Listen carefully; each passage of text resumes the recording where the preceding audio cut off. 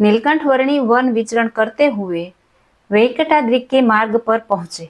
वेंकटाद्रि के मार्ग पर एक घना और डरावना जंगल आया, जहां दिन में भी सूर्य की किरणें प्रवेश नहीं कर पाती थी। जंगल में एक मार्ग के बीच एक महाकाय राक्षस अजगर की तरह पड़ा हुआ था। उसके खराटे की भयानक आवाज दूर तक सुनाई पड़ रही थी। नीलकंठ उस राक्षस के सिर तक पहुंचे और उसके सिर पर लात जमाकर कहा, उठ। वे हड़बड़ाकर जाग उठा। कौन है? उसने पूछा, परंतु नीलकंठ को देखते ही वह उनके चरणों में झुक गया। प्रणाम करके उसने कहा, प्रभु, मेरा कल्याण कीजिए। एक ब्राह्मण के शाप से मेरी यह दुर्दशा हुई है। उसने अपनी दास्तान कहना प्रारंभ किया। मैं तेलंग देश का पवित्र और धार्मिक राजा था। मेरे राज्य में जयदेव और मुकुंद देव नामक ब्राह्मण रहते थे। दोनों विद्वान, समर्थ और प्रसिद्धि प्राप्त थे। जयदेव की 1 वर्ष की पुत्री के साथ मुकुंद देव के 3 वर्ष के पुत्र का विवाह संपन्न हुआ।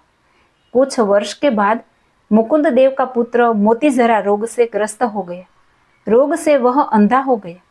अतः जयदेव ने अपनी पुत्री का विवाह मुकुंद देव के पुत्र से तोड़ दिया। कपड़े लत्ते और गहने वापस भेज दिए।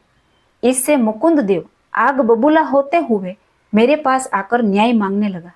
मैंने शास्त्रों से पढ़कर न्याय सुनाया कि जब कन्या या वर 2 में से एक भी व्यक्ति विकलांग हो, तब विवाह तोड़ने के लिए शास्त्रों ने सम्मति दी है।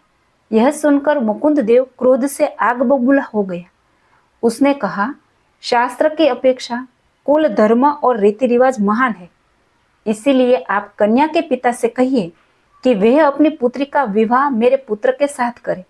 परंतु मैंने कहा, मैं शास्त्र के विरुद्ध न्याय नहीं दे सकता। मुकुंद देव ने क्रोधित होकर मुझे शाप दे दिया, जा तू 9 महीनों में राक्षस हो जाएगा। यह सुनकर जयदेव ने तुरंत मेरा पक्ष लेते हुए मुझे वरदान दिया कि उसने भले ही तुम्हें अभिशाप्त किया हो, परंतु मेरा वरदान है कि तुम्हें साक्षात भगवान नारायण मिलेंगे। उनकी सेवा करने का अवसर प्राप्त होगा और तुम्हें भगवान के धाम की प्राप्ति होगी। मेरी 9 माह में मृत्यु हो गई। मैं यहाँ राक्षस बनकर रहता हूँ। पशु पक्षी आदि का आहार कर लेता हूँ। एक बार तो 7 दिन तक मुझे अन्न का दाना तक नहीं मिला। तब एक युवान ब्राह्मण पुत्र वन में से गुजर रहा था। मैंने उसे पकड़ा और उसका आहार करने के लिए जा रहा था कि वह बोला, मेरे वृद्ध माता पिता और बहनों का मैं पालन पोषण करता हूँ।